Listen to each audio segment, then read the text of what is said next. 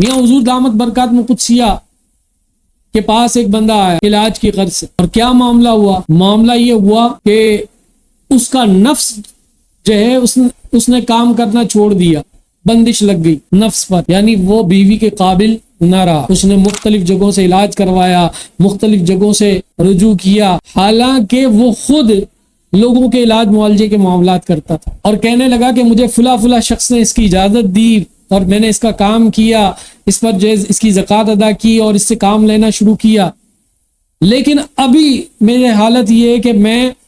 میرا نفس جو ہے وہ بن چکا ہے میری بیوی کہ میں قابل نہیں رہا، اور اس پر ایسی بندش لگی ہے کہ میں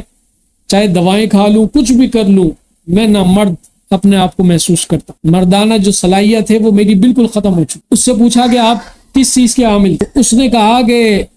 حضور میں جو ہے حروف صوامت کا عامل تھا، اور اس کی میں نے زکوٰۃ ادا کی تھی، اور آپ کے فلاں خلیفہ سے اس کی اجازت لی تھی۔ میاں حضور نے کہا کہ بھائی جن سے اس کی اجازت لی ہے آپ نے،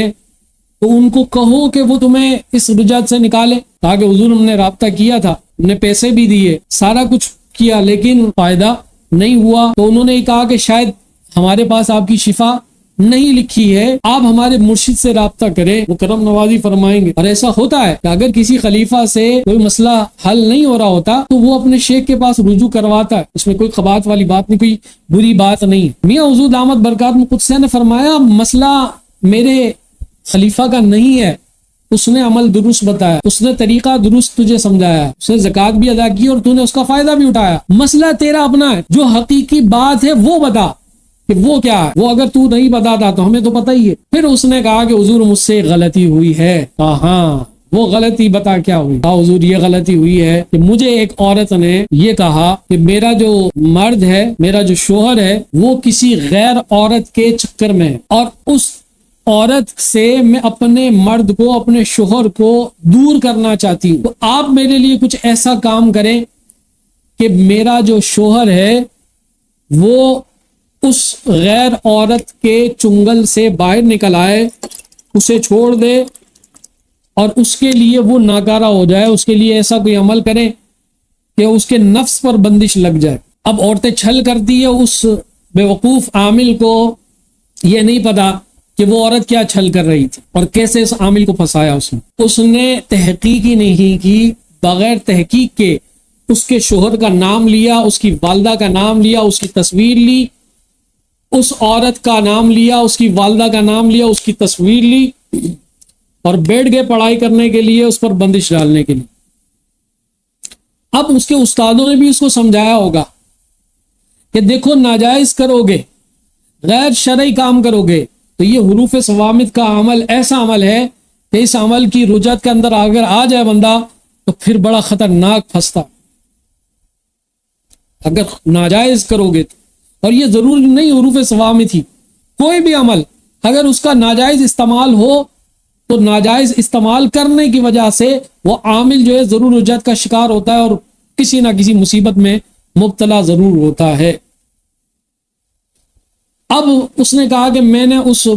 کے شوہر کے لیے عمل جیسے ہی کیا، جب وہ عمل مکمل ہوا تو اس کے شوہر کو تو کچھ نہیں ہوا، اسی دن سے میری یہ کیفیت ہو گئی کہ میرے جو مردانہ طاقت تھی وہ ختم ہو گئی۔ اس کے بعد پھر میں اب اپنا علاج کرنے کے لیے خود بھی عمل کر رہا ہوں، پڑھائی کر رہا ہوں، استادوں سے بھی رجوع کیا، انہوں نے کہا بھائی کچھ نہیں ہو سکتا تیرا، جا بزرگوں کے۔ میاں حضور دامت برکات قدسیہ اس کی اس بات کو سن کر اس وقت تو نہیں، بعد میں جو ہنسے، اور مجھے بھی کہا کامران صاحب بیٹا دیکھو اور سیکھو کہ لوگ جو ہے تحقیق ہی نہیں کرتے کہ ہم کس کے لیے کیا کرنے جا رہے ہیں، ہم ذرا دیکھ تو لیں مسئلہ کیا تھا۔ مسئلہ یہ تھا کہ جس کے لیے وہ عمل کر رہا تھا، اس عورت سے دور کرنے کے لیے عمل کر رہا تھا، وہ اس کی حقیقی بیوی تھی، اور جو عورت آئی تھی وہ بیوی نہیں تھی، وہ اس سے محبت کرنے والی تھی، اس کو پھنسانے والی تھی۔